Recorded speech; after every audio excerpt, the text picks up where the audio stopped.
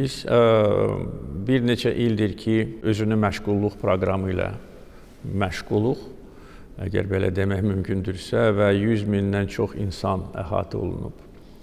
Yəni, ələ baxımlıq olmamalıdır cəmiyyətdə. Tam bunu aradan qaldırmışıq, yox. Yenə də var.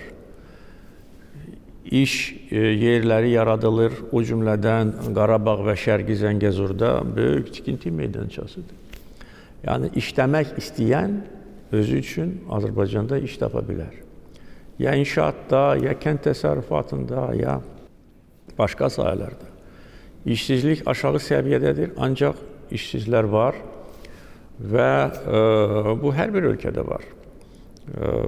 İnkişaf etmiş ölkələrdə bizdən də böyük faizlə ölçülən işsizlik var. Amma mənim sözüm odur ki, bugün Azərbaycan kimi ölkədə geniş imkanları olan ölkədə iş tapmaq o qədər də çətin məsələ deyil.